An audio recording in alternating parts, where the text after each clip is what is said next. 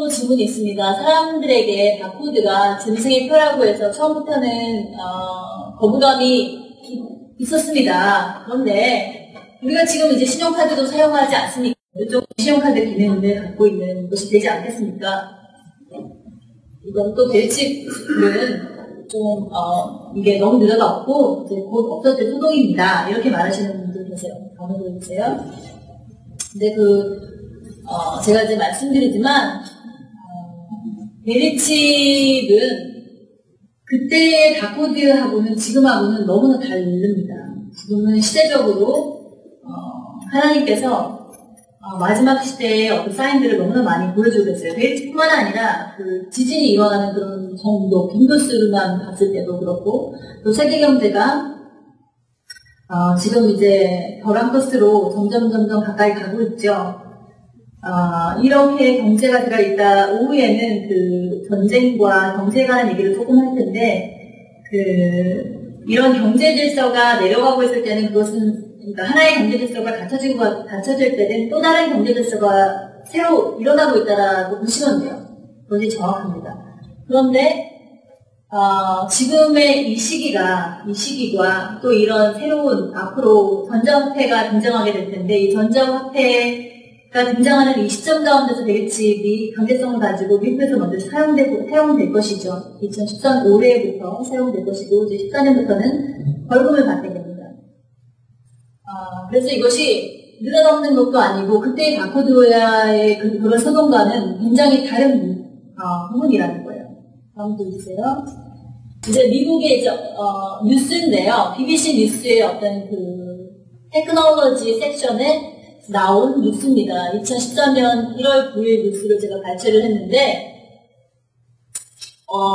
여기 한 학생이 있어요. 학생이 이제 이 학생이 안드리아라는 학생이 15살인데요. 이 텍사스에 살아요. 텍사스의 어떤 학교에서 지금 이 학생이 말하고자 하는 건 뭐냐면은 이 학교에서 새로운 아이디 시스템을 하는데 신분증을 하는 아이디 시스템을 새로 했는데 그것을 이제 자기는 못하겠다. 이걸 하겠다. 왜냐하면은 이게 마이크로보다 베스트다. 이게 짐승의 표다. RFID를 자기 짐승의 표라고 믿는다. 그래서 나는 이거를 못한다. 그리고 이 학생이 지금 법원에다가 항소를 했어요. 항소를 했는데 그 결론이 뭐냐면 지금 연방정부에다 항소를 했거든요. 페더럴 콜트에. 근데 거기서 이제 졌다라는 내용이에요. 지금 이게 텍사스에 있는 학교 중에 텍사스에 지금 112개의 학교가 있는데 그 중에 한 학교인데 이 텍사스의 한 2개의 학교가 지금 이 시스템을 RFID 시스템을 바꾸려고 하고 있거든요. 바꿨어요 이미. 바꿨는데 지금 현재로는 이제 RFID 배지를 패시브 아까 봤던 그 배지를 하고 있는데 앞으로는 그것을 바꿔서 칩으로 하겠다라고 얘기하고 있는 거죠. 앞으로는 RFID 칩으로 이것을 바꿀 것이다. 라는 건데,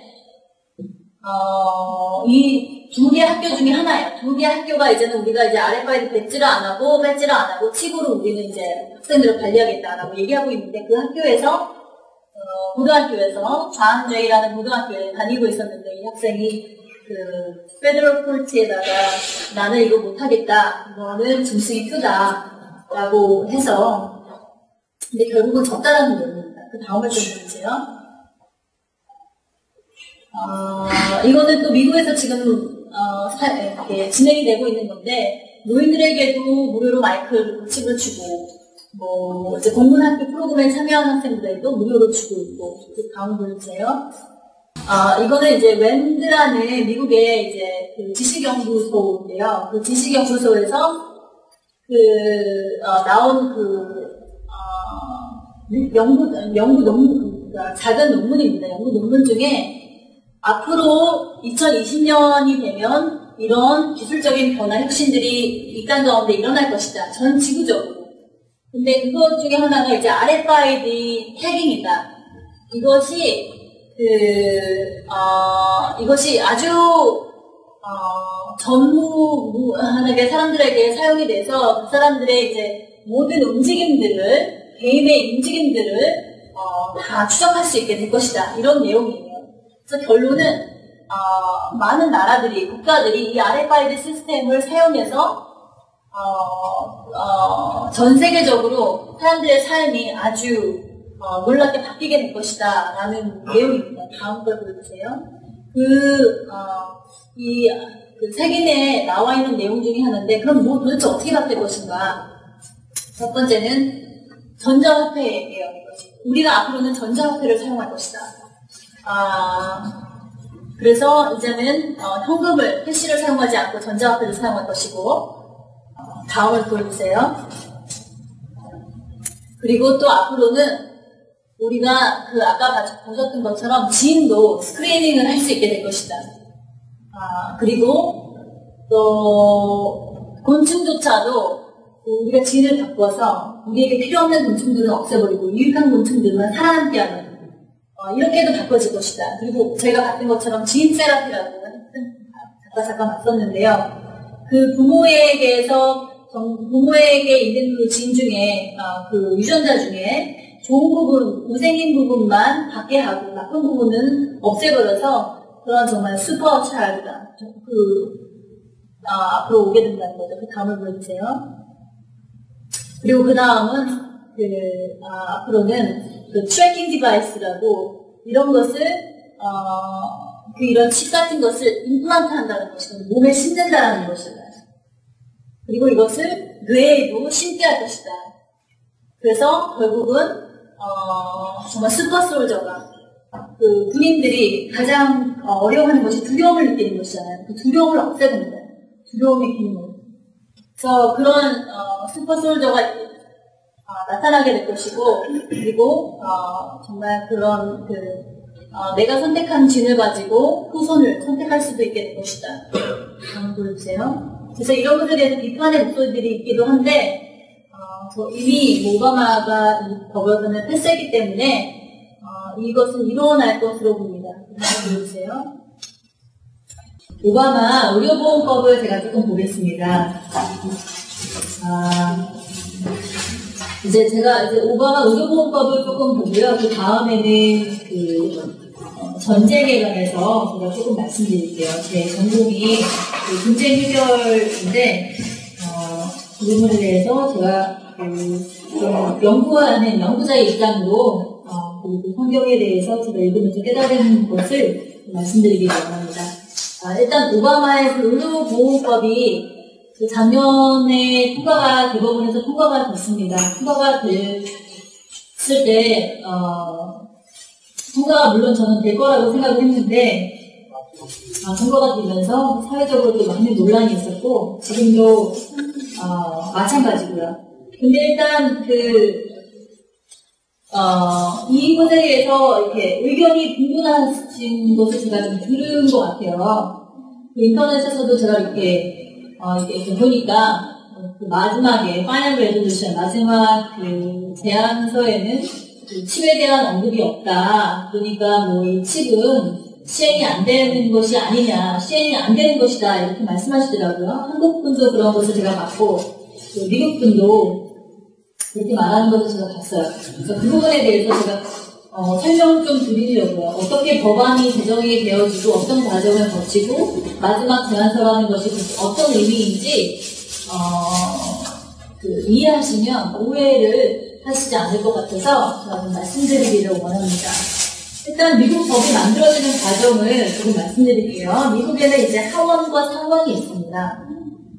그 하원은 주별 인구당의 비율하는 숫자로 뽑기 때문에 그 인원수가 달라요. 캘리포니아 같은 경우는 인구가 많기 때문에 63명이 되고요. 알래스카 같은 경우는 1명의 이제 하원 의원이 선출이 되는데, 보통 이제 하원 밑에도 법안을 연구하는 커미티가 있어요. 그리고 상원도 그 법안을 연구하는 커미티가 있고요. 근데 하원에서, 이 HR 법이 하원에서 법안을 제출했다라는 의미거든요. 저희가 지금 보려고 하는 오바마법이 487이에요. HR 487인데, 하원에서 House of Representative라고 하는 하원에서 이 법안을 제출을 해서 결국적으로는 이게 5가지의 버전이 있어요. 맨 마지막 버전이 저희가 보는 50페이지 정도 되는 것 같은데, 그게 이제 레졸루션이라고 하고, 첫 번째부터 네 번째 법안까지는 하원에서 법안을 만들어서 상원으로 제출을 합니다. 상원에서 법안을 읽어보시고, 거기에서 이제 이것은 필요가 없다, 이것은 삭제해야 된다, 아니면 이것은 더 해야 된다, 라는 것을 다시 제안을 하세요. 그러면은 이제 또 학원에서 그것을 가지시고 또 읽으시고 이것은 적당하다, 아니면 이것은 우리가 받아들이지 못하겠다, 이런 오고 가는 협상을 통해서 마지막인 5번째 법안이 이루어지는 것인데요. 보통 마지막 법안이 이제 50페이지에 다루는데, 이것을 보시고 거기에는 이제 대리집이 없어서 이것이 이제 대리집에 대한 언급이 없으니까 대리집 안 하는 거 아니냐 이렇게 얘기하시는데, 그것은 이제 아니고요. 보통 법안은 수천 페이지예요. 보통 법안은 수천 페이지이기 때문에 마지막 법안에서 그것이 언급이 없다고 한다 하더라도 그것이 제외가 된다는 것이 아니고요. 마지막 법안에서 언급이 되어 있지 않았다는 의미가 어떤 의미냐면은 그것이 그대로 진행이 된다는 의미입니다. 예를 들어서 제가 이제 첫 번째 법안부터 네 번째 법안, 5번째 법안까지 다 읽어봤어요. 읽어봐서 이제 전개된 내용들에 대해서 제가 조금 말씀을 드리겠습니다. 전개된 내용들은 그렇게 중요한 내용들이 사실은 없었어요. 그래서 텍스가 몇 프로 정도 오를 것이다, 이런 내용이 좀 전개가 됐고요. 그리고 이제 벌금 같은 경우는 뭐 750불에서 695불로 내린다, 이런 부분이 있고, 또 그리고 이제 이것은 뭐 2016년에는 95%를 적용하는데, 뭐 2018년에는 94%를 적용하고, 뭐 사업자 등록 퍼센트의 번개, 벌금 액수가 조금 차이가 있고요. 세금에 대한 어떤 번개가 좀 있지만 기본적인 내용은 그대로예요. 기본적인 구조는 그대로고, 삭제된 내용은 보험법하고는 상관이 없는 저소득층 학자금 지원에 관한 내용이 좀 있었습니다. 그래서 이제 마지막 레졸루션에 대리집에 관한 언급이 없다, 그런데 그래서 이것은 아니다라고 말씀하시는데, 이것은 오해이고요. 제가 이것을 확인을 하기 위해서 제가 이제 아는 변호사가 있어요. 미국의 큰 로펌의 파트너로 일하고 있는데, 미국인인데, 저도 법을 공부했거든요. 법을 공부해서 이것이 마지막 레졸루션이 안 쓴다고 해서 그것을 번복하는 것은 아니라는 걸 알고 있지만, 제가 이제 저희 이제 변호사 친구에게 또 이걸 물어봤어요. 그랬더니 그 파트너인 그 친구도 그렇게 얘기를 하더라고요. 보통 법안은 수천 페이지에 다르기 때문에 50페이지가 되는 그 마지막 법안이 그것만 해당되는 것은 아니라고, 그래서 제가 여러분에게도 확신을 가지고 말씀드릴 수 있을 것 같아요. 그래서 아마 그렇게 말씀하시는 것은 법이 만들어지는 과정에 대해서 잘 이해를 하지 못하셨기 때문에 이렇게 추측으로 말씀하셨던 것 같아요. 인터넷에 이렇게 나와 있는 그런 글들이요. 그래서 487에 있는 내용은 그대로 적용이 될 것입니다. 예, 여기 있네요. 이게 첫 번째 레졸루션이었고, 두 번째, 세 번째, 네 번째, 5번째. 제가 여기 써놨네요. 그렇게 보시면 됩니다. 그리고 저 법안들을 제가 다 들어갈 때도 조사를 해봤는데, 별로 변개된 내용들이 특별하게 우리가 알아야 되는 내용들은 별로 없었던 것 같아요. 다음을 좀 보여주시겠어요? 이제 마이크로칩이 나와 있는 이 부분이 이제 1014페이지에도 있고 다른 페이지들이 있는데, 이제 이 부분을 가지고 저희가 이제 많이 얘기를 하는 부분이고, 이제 문제의 그 부분이 되는데, 이 칩이 이제 플래스틱 디바이스가 이제 임플란트블 하다, 신체에 심을 수 있다 라고 나와 있는 이 구절 때문이죠. 근데 도대체 여기서 보면은 플래스틱 디바이스라는 것에 대해 정의가 없어요. definition이라고 하는데, 정의가 있어야 되는데 이 법안 자체에는 정의가 없습니다. 그래서 그 법안 자체에 대한 정의를 어디서 찾아야 되냐면은 그 다음을 좀 보여주세요. 이게 이 FDA의 판결 공지문 편지의 원서입니다. 이 원서에 보면은 이 FDA에 이 편지를 보낸 거죠. 디지털 엔젤 코퍼레이션이 그 2004년에 편지를 보낸 내용을 가지고 지금 그 FDA에서 판결을 한 내용이에요. 근데 이것을 영어로 제가 그대로 이걸 가져왔는데, 어쨌든 저희가 지금 여기서 제가 보기를 원하는 것은 이 베리치 이 코퍼레이션이 이것은 이제 어떤 거냐면 이제 아이디 넘버인데 이것은 임플란터블 몸안에 심을 수 있고 몸안에 심을 수 있는 마이크로칩이고 환자의 팔에 넣는다는 거죠. 넣는다. 이 마이크로칩을. 그리고 이것을 FDA가 어떻게 규정을 했냐면 이 디바이스를 클래스 2 디바이스라고 얘기하겠다. 그래서 이게 바로 아까 그 법안에서 본 클래스 2 디바이스의 정의입니다. 그래서 그 법안 자체는 클래스 2 디바이스를 설명하고 있지만 FDA의 그 판결 공지문으로 가면 과연 클래스 2 디바이스가 뭔가 그랬더니 알고 보니까 베리치 회사가 환자의 팔에 넣을 수 있도록 발명한 이 마이크로칩, 임플란트 할 수 있는 마이크로칩이고 몸 안에 심을 수 있는 이것을 클래스 2 디바이스라고 부르겠다 라고 나오는 거죠.